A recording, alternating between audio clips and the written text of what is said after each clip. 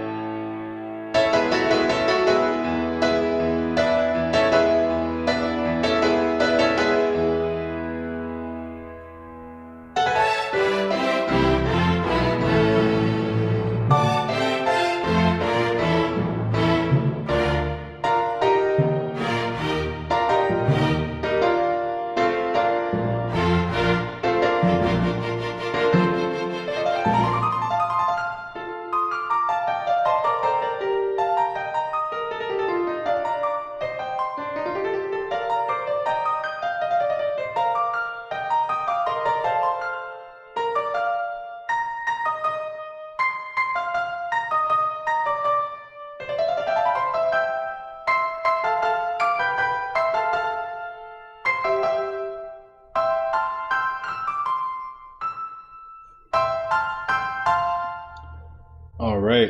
So I think most of this is going to have orchestra sort of lightly accompanying it on top of the piano. So this is sort of a sketch, if you will, which I also I kind of want to continue, but I think I'll start here, and I'll catch in with you guys when we have a bit more put in.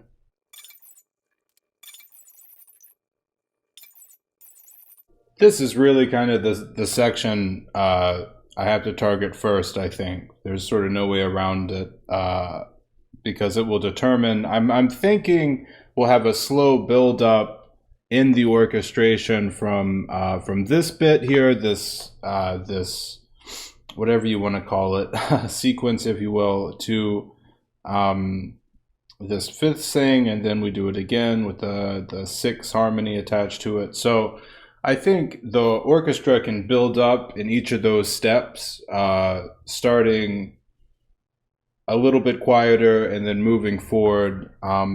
Eventually, we are going to recap and have an A-B-A structure to start this third movement. And so we're kind of right in the middle of the B section to then go back. I don't think a lot about structure in this way. I don't know if you guys do, like always with the development, the harmony sort of situation. But sometimes the structure happens more organically. Sometimes I do consider a purposeful sort of a big recap in like a classical structural kind of way, because that can be fun to also do unexpected stuff with if you set up that kind of precedent. I think in this case it's just sort of a natural thing to do, because here we have this opening that's derived from this material, which actually further back comes from a cadenza that the pianist plays earlier. So really it's a recurring theme anyway, so it makes sense to come back to it once again, give it more development. It'll be more satisfying, each time we come back to it, and more opportunities again to do something unexpected and to provide momentum to the piece. That's where I really see the usefulness there. So okay, but that's a lot of talking. Let's compose. Here we go.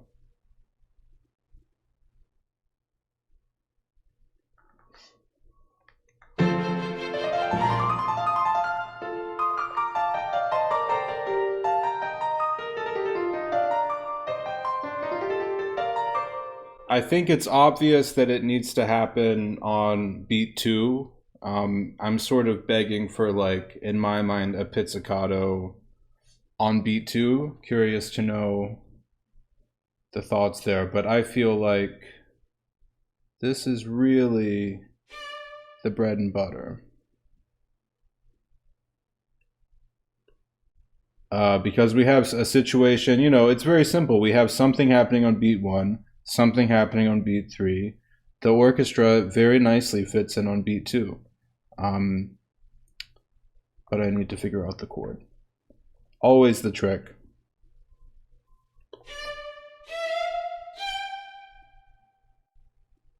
And I think we'll do a third descending down, at least on this violin line, with the piano note here.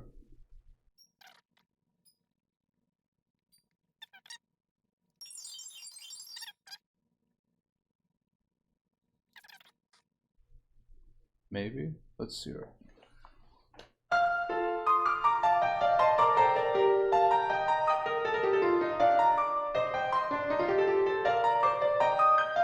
Well, I spoke so eloquently about the power of beat two, but I think I'm actually dead wrong. I think I'm wrong. I'm just trying to hear it in my head. I think I am actually hearing something different.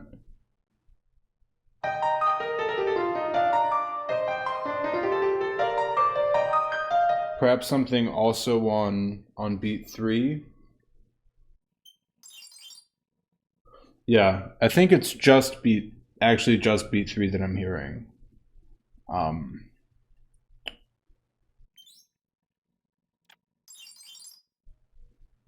Yeah, I think that works. There's gonna be something on this measure, but we'll cross that bridge when we get there. Okay.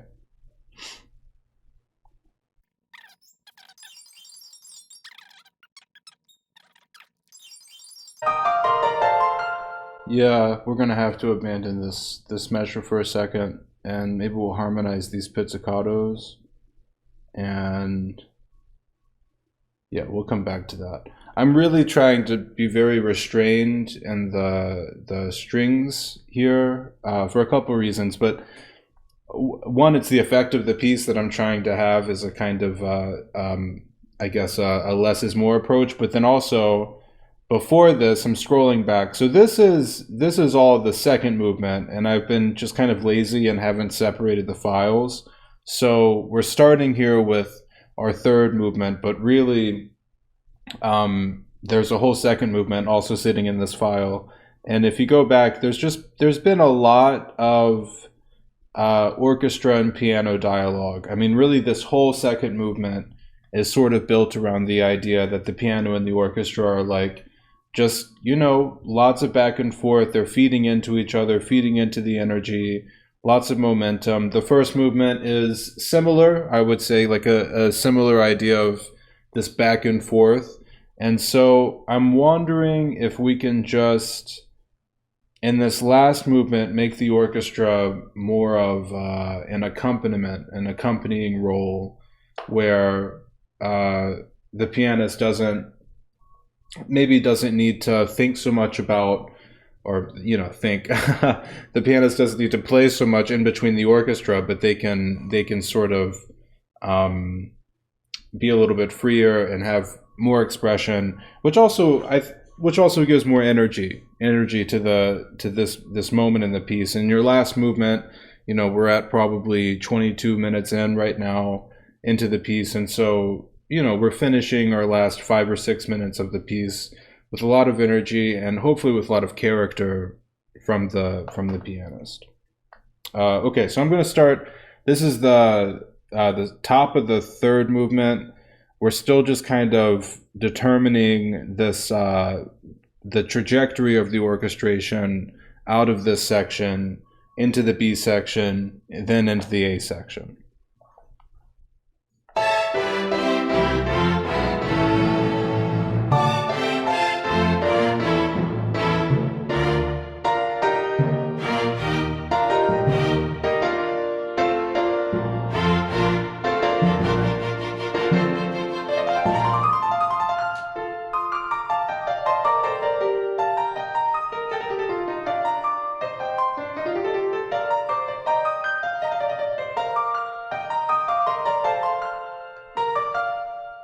it's all, I mean, it's definitely too little right now, but it's also just having it on those third beats, like, is, it's not enough. It almost feels like I'm being too dainty. Like it needs a bit more of a push from the orchestra. So let's find it. I heard that once, I don't know, I'm sure there's a music historian in my friend group who would tell me, I believe a composer insulted another composer by accusing them of like just filling in notes into chords. And I feel very seen. And I don't think it's a bad thing to fill out your harmonies and chords vertically. Just let it be said. I just don't think so. Whatever. It makes it sound nice. We're allowed to sound nice.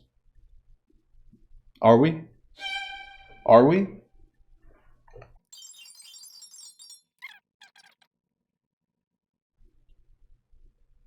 Really, too. Here I did. I just did a big rant about harmony, but I think also it might not need all of it here, because with the pits, it's not going to come through as well. And this is a piano moment, so it really, the orchestra is just giving a bump.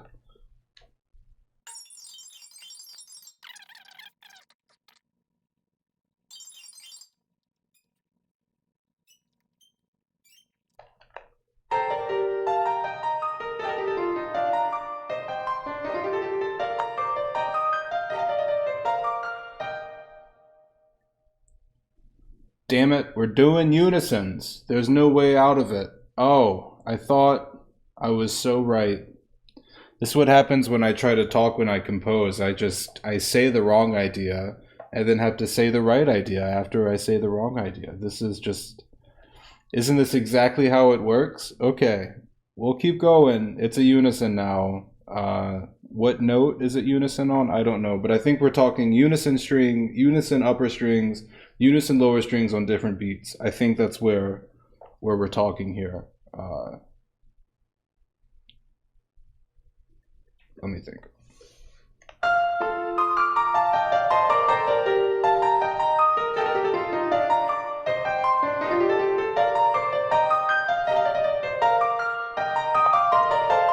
Yeah, you're not going to hear the harmony anyway, and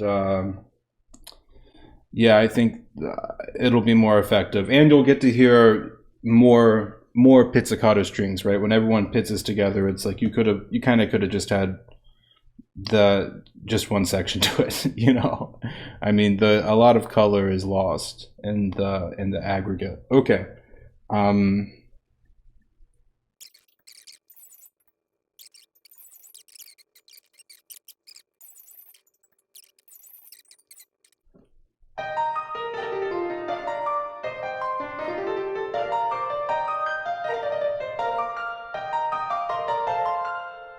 Okay, we'll deal with this bit later.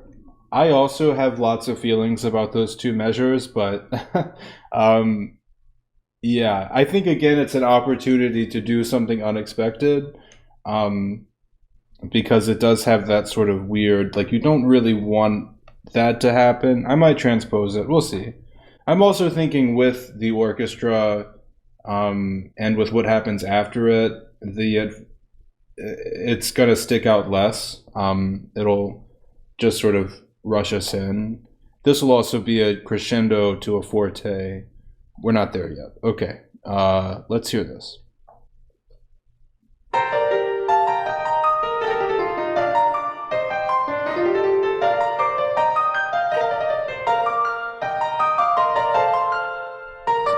So the question is where does the bass go?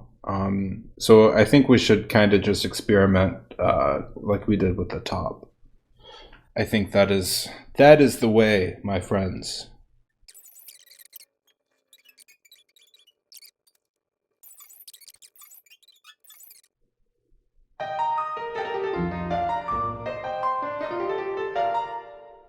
Yum beam. Oh, I keep wanting to do the octave here. Dee dee da dee dum, dee dee da boom. I still want the B flat. I don't know. Harmony's hard.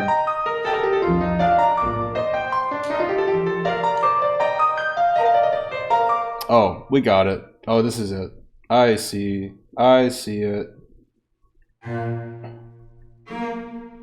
Okay. That was easier than I thought. Watch it not work. Ah! I'm learning so many things right now. Okay.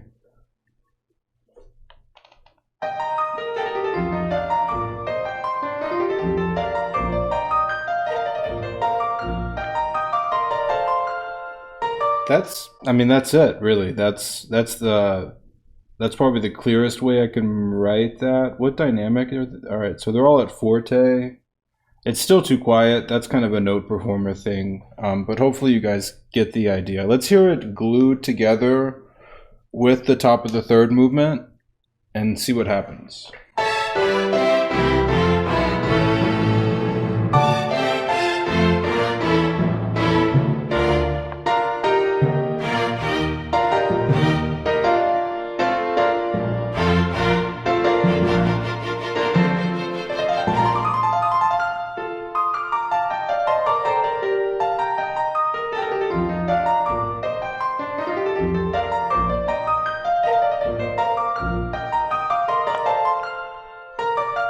That is kind of great. Yeah, I'm into that. Now we need to figure out what what is happening here, and then this next part. Here, I'll play you this next part.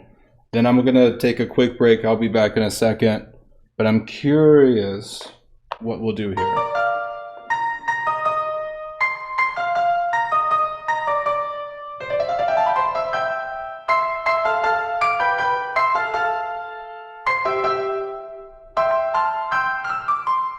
Lots of options. Lots of options. All right. Talk soon.